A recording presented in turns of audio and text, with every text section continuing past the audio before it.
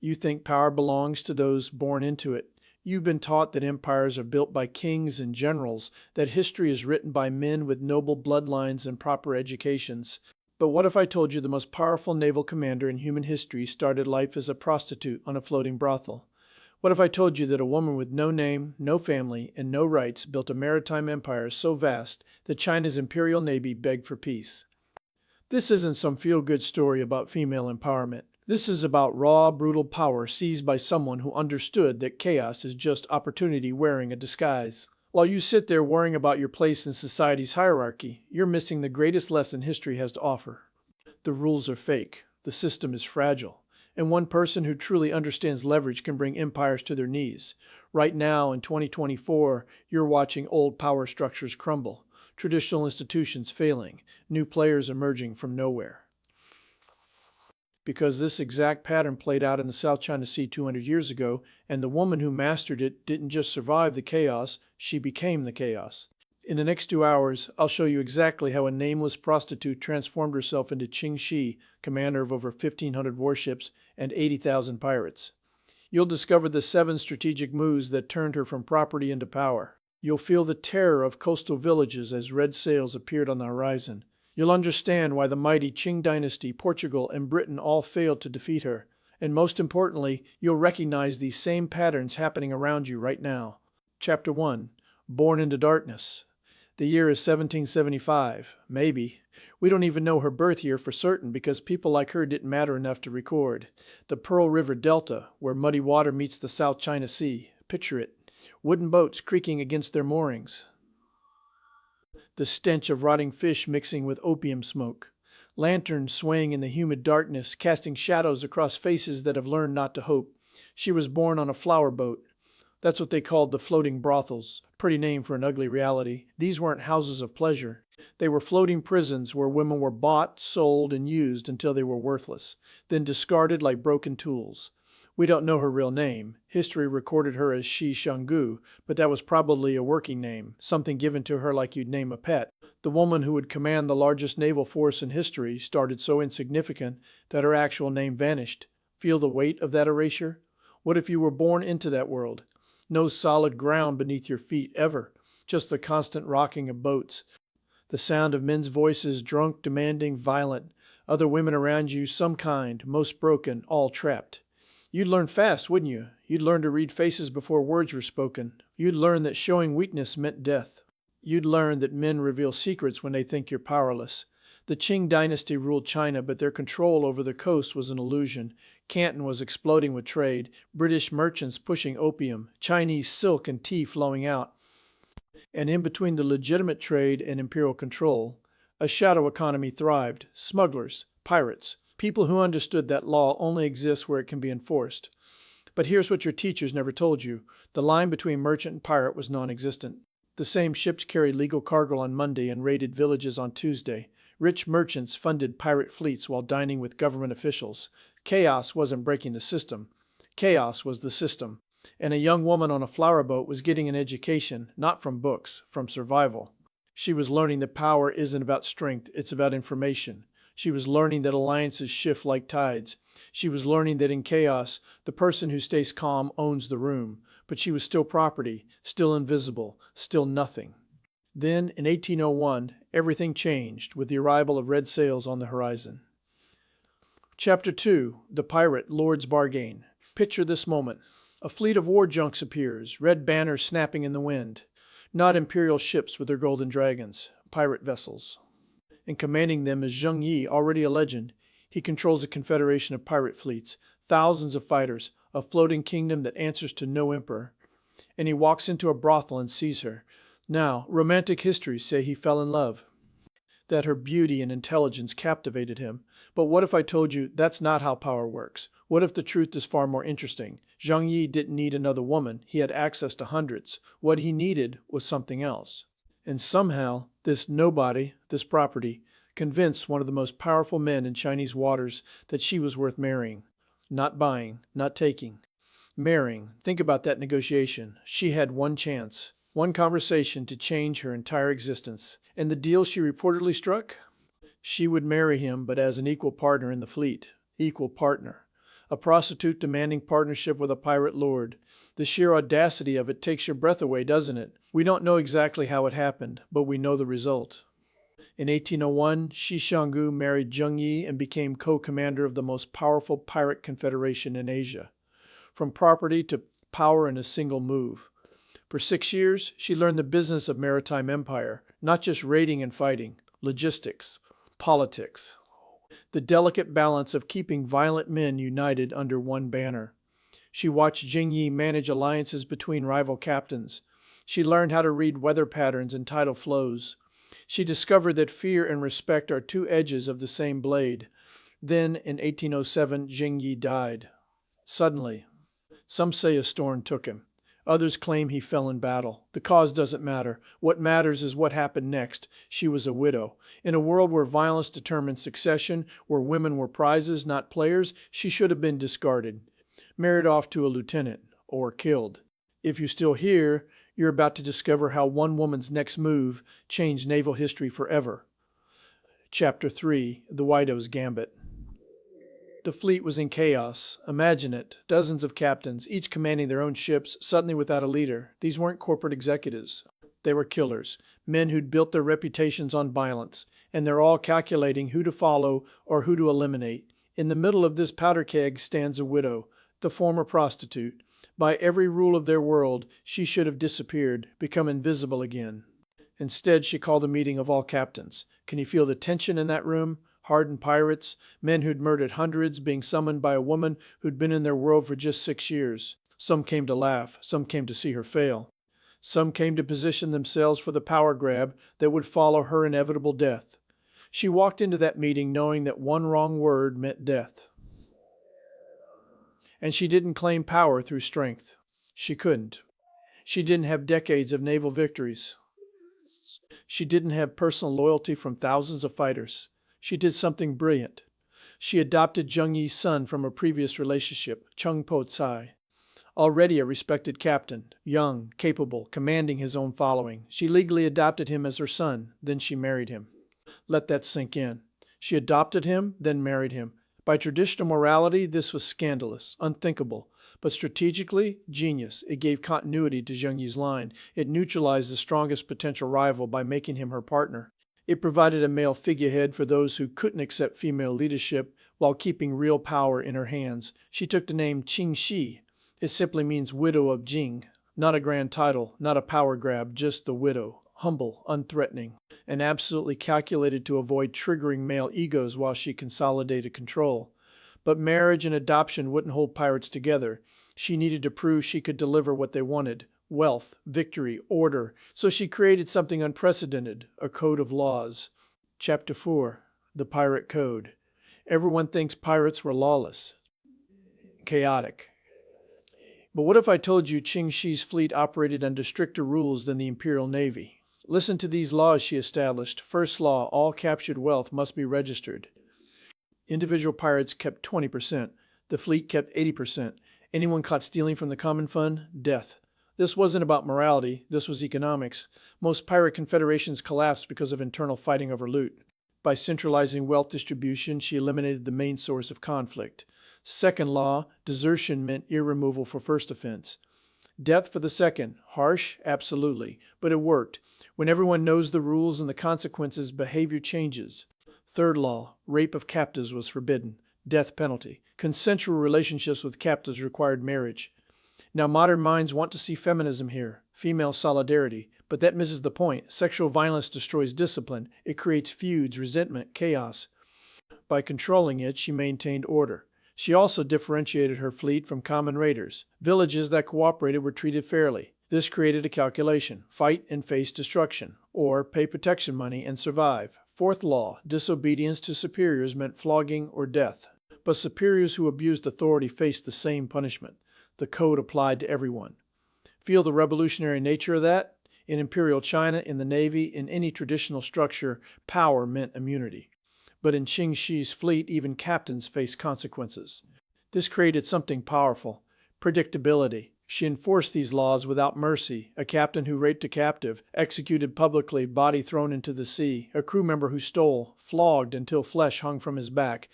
But because the rules applied equally, something strange happened. Respect, loyalty, unity. Within 1 year, the Confederation hadn't just survived Zheng Yi's death, it had grown. Qing Shi commanded 6 fleets identified by colored flags: red, black, white, blue, yellow, and green. The red flag fleet alone had over 300 junks. Total force? Over 1,500 ships. 80,000 people. That's not a pirate band, that's a nation. Chapter 5: The Economics of Terror. But ships and fighters don't create power. Economy creates power. And Qing Shi understood something most revolutionaries don't. You can't just destroy. You have to build. She created a protection racket so sophisticated it still serves as the template for organized crime today. But calling it crime misses the point. She was running a parallel government. Here's how it worked. Every ship passing through her waters could purchase safe passage. Pay the fee, fly her flag, and no pirate under her command would touch you. More importantly, if other pirates attacked you, her fleet would hunt them down. It was insurance, backed by overwhelming force. For merchants, the math was simple. Pay imperial taxes and get nothing, or pay pirate taxes and get actual protection. Many chose the pirates, but it went deeper. She established permanent bases on coastal islands, markets where stolen goods were sold, shipyards for repairs, entire communities built around the pirate economy. She employed craftsmen, farmers, merchants. These weren't temporary camps, they were cities. What if I told you she even had a bureaucracy? Registration offices where ships paid for passage, accounting systems tracking protection payments, courts where disputes were settled according to her code. She wasn't destroying civilization. She was building a competing version. And here's the part that should terrify you. She started recruiting Qing officials, not conquering them. Recruiting them, a magistrate here, a naval commander there. They'd get rich helping her or die fighting her. Easy choice. Soon, imperial reports about pirate activities became fiction. Officials reported great victories while actually cooperating with Qing Shi's fleet. The corruption that weakened the empire became her strength. Do you see the pattern? She didn't fight the system. She became a better system. More reliable, more profitable, more organized. The emperor in Beijing was getting reports that made no sense. Pirates were supposedly being defeated constantly, yet their power grew. Trade was supposedly flowing normally, yet tax revenues were dropping. The Imperial Navy was supposedly in control, yet merchants were flying pirate flags. Finally, in 1808, the emperor had enough. Total war against the pirates. No negotiation, no mercy, complete annihilation. The empire was about to learn what happens when you fight someone who has nothing left to lose and everything to gain. Chapter 6: When Empires Collide. The imperial fleet gathered at Canton. Hundreds of war junks, thousands of soldiers, modern weapons purchased from European traders. The full might of the Qing dynasty focused on one target: destroying Qing Shi. The first battle was supposed to be decisive. Imperial commanders were confident. They had superior weapons. They had the mandate of heaven. They had righteousness on their side. They lost completely. But not how you think. Qing Shi didn't meet them in open battle. That would have been stupid. Instead, she used the geography she knew better than anyone. The Pearl River Delta is a maze of channels, islands, sandbars, perfect for ambush. The Imperial fleet entered the delta in formation, proud, organized, visible, and they sailed into hell. Pirate junks appeared from hidden channels, attacked, disappeared. The Imperial ships, built for open water, couldn't maneuver in the shallow passages. They ran aground on sandbars that Qing Shi's navigators knew by heart. They were picked apart piece by piece.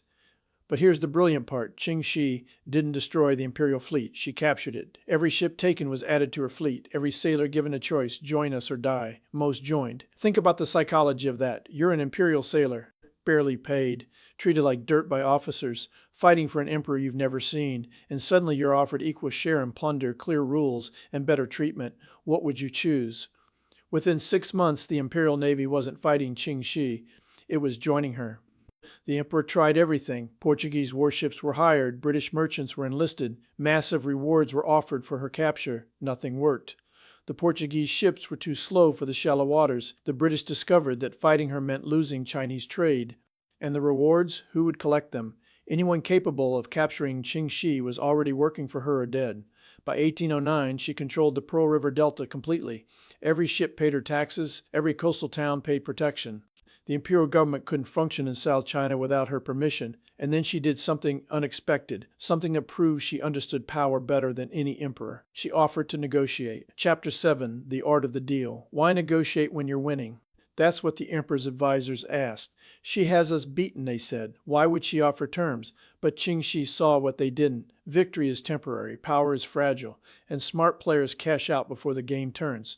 She understood something crucial. She could beat the Qing Navy forever, but she couldn't become the Qing dynasty. She was a pirate queen, not an empress. The Confucian bureaucracy would never accept her, the northern armies would eventually come, and most importantly, her confederation was held together by success. One major defeat, one sign of weakness, and her captains would turn on each other. So she sent a message to the imperial government, let's talk. The negotiations were unprecedented, a prostitute turned pirate sitting across from imperial negotiators. The sheer impossibility of it, yet there they were. Her demands were brilliant. First, amnesty for all her followers, complete pardons. Second, integration into the Imperial Navy. Her forces would become the official naval force of South China. Third, noble titles for her commanders. Fourth, and this was crucial, she would retain personal command of a private fleet, 200 junks, 17,000 followers, still hers. The imperial negotiators were stunned. She wasn't asking to surrender. She was proposing a merger. But what choice did they have? Continue fighting and lose more ships, more face, more control? Or accept her terms and at least nominally restore imperial authority? If you're still watching, you're about to see the most audacious power play in maritime history reach its stunning conclusion. The negotiations dragged on for months, back and forth. The emperor wanted her power dissolved. She wanted her position secured. Both sides knew the stakes. This wasn't just about pirates and imperials. This was about whether the Qing dynasty could maintain the fiction of absolute control. Finally, a deal was struck. But the terms Qin Shi secured were staggering. She received the title Lady by Imperial Decree. Her husband's son Chung Po Sai became an imperial admiral commanding 300 junks. Her subordinate commanders received ranks in the Imperial Navy. But here's the key part. She kept personal command of 17,000 followers and 200 junks as her private force. Think about what she achieved. She went from prostitute to pirate to imperial nobility. She forced the Emperor of China to negotiate with her as an equal. She transformed her outlaw confederation into legitimate military force, and she kept enough personal power to ensure her safety. On April 20, 1810, the surrender ceremony took place.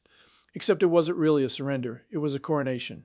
Qin Shi sailed her fleet into Canton Harbor not as a defeated enemy, but as a victorious partner. The imperial officials who greeted her had to bow. To a former prostitute, to a pirate, to a woman. The symbolism was devastating. The Qing dynasty's authority was based on the mandate of heaven, the idea that they ruled by divine right. But here was proof that their mandate was negotiable. That power wasn't about birthright or blessing. It was about leverage. Chapter 8, The Price of Peace. But what happens to a warrior when the war ends? What happens to an empire builder when there's nothing left to conquer? For most of her commanders, the transition was smooth. They became naval officers. They hunted other pirates. They got rich on imperial salaries and legal trade. The very men who had terrorized the coast now protected it. The irony was lost on no one. Chung Po Sai thrived as an imperial admiral. He led campaigns against other pirates, using the same tactics Qin Shi had taught him. Hide in the channels, strike fast, disappear. The imperial navy finally became effective because it was staffed by pirates. But Qin Shi herself. She faced a different challenge. She was nobility now. She had wealth, titles, respect. But she also had enemies, lots of them. Imperial officials who resented negotiating with a woman, merchants who remembered paying her protection money, families who had lost members to her raids. She needed to transform again. From pirate queen to respectable lady, and she did it with the same calculated brilliance she'd shown on the seas. She returned to Canton and opened a gambling house. Not just any gambling house. The most exclusive, most profitable gambling house in the city. It became the place where merchants, officials, and criminals mingled, where deals were made, where information was traded. Think about the genius of it. Gambling houses were technically illegal but universally tolerated. They existed in that gray zone between law and crime, perfect for someone who had made her fortune in gray zones. Plus, she understood something about human nature. Men who wouldn't openly associate with a former pirate queen would happily lose money in her establishment. She maintained her intelligence network, former pirates who were now naval officers, merchants who remembered her protection, officials who owed her favors. She didn't need ships anymore. Information was her new currency. She also did something remarkable. She became a protector of women, not out of charity, out of strategy. She employed former prostitutes in legitimate businesses. She arranged marriages for women who wanted security. She created a network of grateful allies who owed her everything. But here's what should chill you. She kept her private fleet. Those 200 junks, they never disbanded. They became a merchant fleet, officially, but everyone knew they could become a war fleet again in hours. It was her insurance policy, her reminder to anyone who might forget who she was. Feel the weight of that implicit threat? The Emperor had given her amnesty, but she hadn't given up her power. She just transformed it. Chapter 9. The Legacy of Fear. Years passed. The Jiaqing Emperor died in 1820, succeeded by the Daoguang Emperor. New administration, new officials. Some thought maybe it was time to deal with the embarrassment of Qing Shi, maybe eliminate this reminder of imperial weakness. Then something interesting happened. Pirates started appearing in the South China Sea again, new confederations, new threats, and the imperial navy couldn't handle them. The officers who had been effective, Chung Po Tai and his fellow converts, were getting old. The new generation didn't know the waters, didn't understand pirate tactics. The government quietly asked Qing Shi for advice. The woman they wanted to eliminate became their consultant. She provided intelligence. She suggested strategies. She reminded them that she still had 200 junks and thousands of loyal followers who could be activated if needed. The message was clear. You need me more than I need you. She lived comfortably in Canton for 30 years after her surrender. 30 years of being a constant reminder that the empire's power was an illusion, that a prostitute with nothing had forced the Son of Heaven to negotiate, that traditional hierarchies meant nothing when faced with someone who truly understood power. But what if I told you her greatest victory wasn't military or political? It was psychological. Every woman trapped in prostitution heard her story. Every peasant facing imperial oppression heard her story. Every person born into supposed powerlessness heard her story, and they all heard the same message. The rules are fake. The hierarchy is fragile. Power goes to whoever is bold enough to take it. The Qing dynasty spent decades trying to suppress her story. Official histories minimized her role. Confucian scholars argued she was an anomaly, but stories have a way of surviving, especially stories that threaten the powerful. European traders wrote about her. British naval officers studied her tactics. Portuguese merchants told tales of the pirate queen who had dominated the seas. She became a legend not just in China but across the world. And here's what terrifies governments even today. Her strategy is reproducible. Build loyalty through clear rules. Control information flow. Make yourself essential to the economy. Negotiate from strength. Transform rather than destroy. What if I told you that every successful revolution since has followed her playbook, whether they knew it or not? Chapter 10. The Modern Parallels. You're sitting there in 2024 thinking this is ancient history. Interesting, but irrelevant. But look around you. Really look. Tech companies operating in legal gray zones becoming too big to regulate. Private military contractors replacing national armies. Cryptocurrency creating alternative economic systems. Information networks more powerful than governments. Sound familiar? Qing Shi didn't have the internet, but she understood networks. She didn't have computers, but she understood data. She didn't have modern weapons, but she understood that violence is just one form of power and often not the most effective. Think about how she recruited, not through ideology or nationalism, through clear benefits. Join us and get rich, follow the rules and be protected. Perform well and advance regardless of your background. It's the same pitch every startup makes today, every disruptive company, every revolutionary movement. She understood that established power has one fatal weakness. It has to maintain the status quo. It has to protect existing structures. But outsiders? They can build new structures, better structures, more efficient structures. The Qing dynasty had to maintain Confucian hierarchy, imperial ceremony, traditional relationships. Qing Shi just had to win. She could promote based on merit. She could ignore tradition. She could be flexible. Just like how Netflix didn't have to maintain movie theaters, how Uber didn't have to maintain taxi medallions, how Bitcoin doesn't have to maintain central banks. Disruption isn't new, it's ancient. And Qing Shi wrote the playbook. But here's the uncomfortable truth. Her story also shows the limits of disruption. She couldn't completely replace the imperial system. She had to negotiate with it, merge with it, become part of it. Just like how every revolutionary company eventually becomes the establishment, how every outsider who gains power becomes an insider. Is that failure, or is that the ultimate success? She went from the bottom of society to negotiating with emperors, from property to power, from invisible to unforgettable. What would you sacrifice for that transformation? What rules would you break? What traditions would you ignore? Chapter 11. The Woman Who Followed. After Qing Shi's death in 1844, something interesting happened. Female pirates started appearing across Asia. Not many, not often, but enough to notice. Women who had heard her story and thought, if she could do it, why not me? Lai Choi San in the 1920s commanded 12 junks in the same waters Qing Shi had ruled. She used the same tactics: protection rackets, negotiated surrenders, strategic marriages. The playbook was there for anyone bold enough to use it. But it wasn't just pirates. Chinese women in business, in crime, in politics all quietly invoked her memory. When told something was impossible for a woman, they had a counterexample. When faced with insurmountable odds, they had a template. The Communist Revolution in China tried to claim her as a proto-feminist hero, fighting against imperial oppression, standing up for the oppressed. But that's not really accurate, is it? She wasn't fighting for justice or equality. She was fighting for power, personal power. And she got it. The nationalists tried to paint her as a patriot who ultimately served the empire. But that's not accurate either. She served herself. The empire was just a tool. And maybe that's why her story makes everyone uncomfortable. She doesn't fit into neat ideological boxes. She wasn't a hero or a villain. She was a survivor who became a conqueror. A pragmatist who understood that morality is a luxury only the powerful can afford. What if more people understood that? What if more people recognized that the moral frameworks we're taught, the rules we're told are absolute, are really just control mechanisms? What if everyone realized that power doesn't care about your gender, your birth, your past, only about your ability to take it and keep it? That's the real reason her story was suppressed. Not because she was a woman, not because she was a pirate, but because she proved that the entire structure of society is negotiable.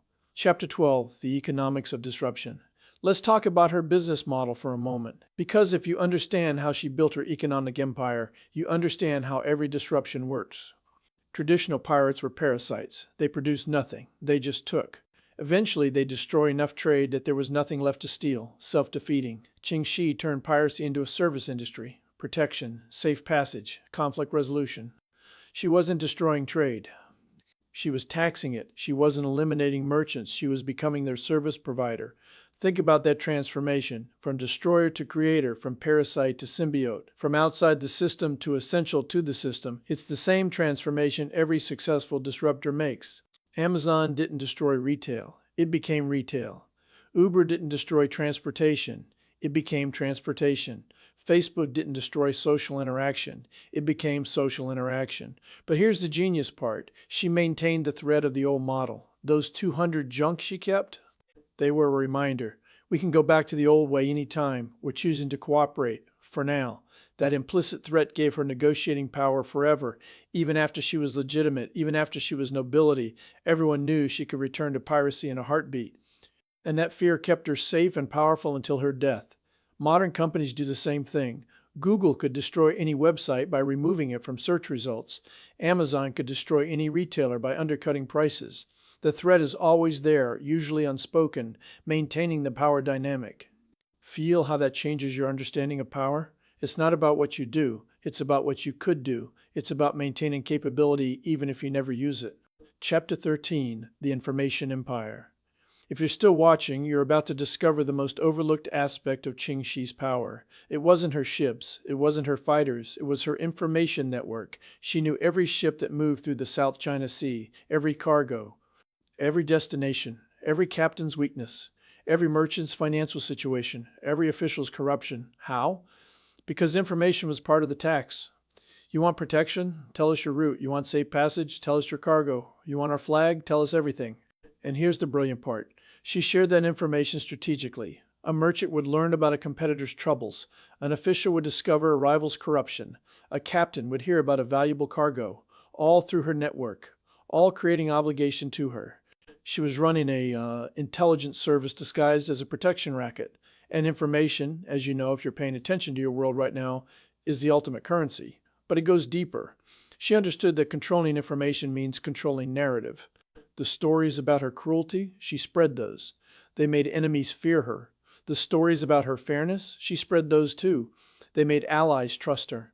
She was creating her own legend in real time, crafting the myth that would outlive her. And that myth became more powerful than any fleet. Even today, historians can't separate fact from fiction in her story. Was she beautiful? Was she cruel? Was she brilliant? We don't know. We know the legend. And the legend is what matters, because legends inspire, legends terrify, legends change behavior. The Qing officials who negotiated with her weren't negotiating with a person. They were negotiating with a legend. And you can't kill a legend with swords or cannons. Chapter 14, The Price of Transformation. But let's talk about what she lost. Because every transformation has a price, and pretending otherwise is a lie. She lost her identity. The woman she was on that flower boat died when she became Qing Shi. That person, with her dreams and hopes and simple human desires, was sacrificed for power. She lost normal relationships. Every friendship, every romance, every human connection was filtered through power dynamics. Could she trust anyone? Could anyone love her for herself rather than her position? We don't know, but probably not. She lost peace. For 30 years after her retirement, she maintained vigilance, kept her network active, kept her fleet ready, kept watching for threats. Power doesn't allow rest. What if you had to make that trade? Your humanity for an empire? Your identity for immortality? Your peace for power? Would you do it? Most people say no. They want to believe they'd choose happiness over power, love over fear, peace over glory. But then ask yourself, why do you know her name? Why does her story survive? Why are you listening to this right now? Because deep down in the part of you that civilization hasn't tamed, you understand her choice. You might not make it, but you understand it. And that's the most terrifying truth about power. Everyone wants it. Everyone claims they don't, but everyone wants it. Chapter 15, The Final Lesson. Qing Shi died in 1844, peacefully, in bed, surrounded by wealth, having lived longer than most emperors, having achieved more than most generals, having built more than most merchants, a prostitute who died a noble, a pirate who died legitimate, a woman who died legendary. But here's her final lesson, the one that echoes through history into your present moment. Power isn't inherited, it isn't granted, it isn't deserved, it's taken by whoever is bold enough to take it, smart enough to keep it, flexible enough to transform it. The structures you think are permanent, they're not. The hierarchies you think are natural, they're not. The rules you think are absolute, they're not. They're all agreements, temporary agreements between those with power and those without. And agreements can be renegotiated with enough leverage. Qing Shi had no leverage when she started. No name, no family, no rights, no property, no future. But she found leverage, created leverage, multiplied leverage, until emperors had to negotiate with her. What's your leverage? What's the thing you have that power needs? What's the service you could provide that the system can't? What's the chaos you could create that order would pay to prevent? These aren't comfortable questions. They're not supposed to be. Comfort is what power wants you to feel, so you don't question, so you don't challenge, so you don't change anything. But Qing Shi was never comfortable. Even when she had everything, she stayed hungry, stayed dangerous, stayed ready, because she understood that power is never secure. It's always contested, always fragile, always one smart opponent away from changing hands. Conclusion, your choice. So here we are, 2 hours later. You know her story now. The prostitute who became a pirate lord, the woman who made empires kneel, the legend that refuses to die. But knowing her story isn't enough. The question is, what will you do with it? Will you file it away as interesting history? Another YouTube video consumed and forgotten? Another story that doesn't apply to your normal, modern, civilized life? Or will you recognize what you've really learned? That every structure of power around you is vulnerable. That every hierarchy is negotiable. That every rule is breakable if you're willing to pay the price. Look at your world right now. Really look. Old institutions failing, new powers rising, information becoming currency, networks becoming nations, chaos becoming opportunity. It's the South China Sea of 1807 all over again. The board is set, the pieces are moving, the old rules are crumbling, and somewhere out there, someone is reading the situation like Qing Shi did. Someone with nothing is recognizing that chaos is opportunity. Someone dismissed and ignored is building leverage. Someone is about to transform from nobody to nightmare for the established order. Will it be you? I'm not telling you to become a pirate. I'm not telling you to break laws or hurt people. I'm telling you to understand power, real power, how it works, how it moves, how it transforms. Because whether you seek power or not, power will affect you. It will shape your life, limit your choices, determine your future, unless you understand it, unless you can see it clearly, unless you can work with it or around it or through it. Qing Shi understood power when she had none. That understanding let her take it, transform it, keep it, die with it. What do you understand? What do you see that others miss? What leverage do you have that you haven't recognized? Her story isn't really about the past. It's about right now. It's about the moment when someone decides that the rules don't apply to them.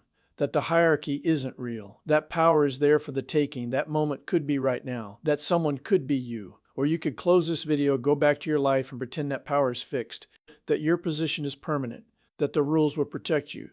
Qing Shi would have laughed at that. Then she would have taken everything you had. The choice is yours.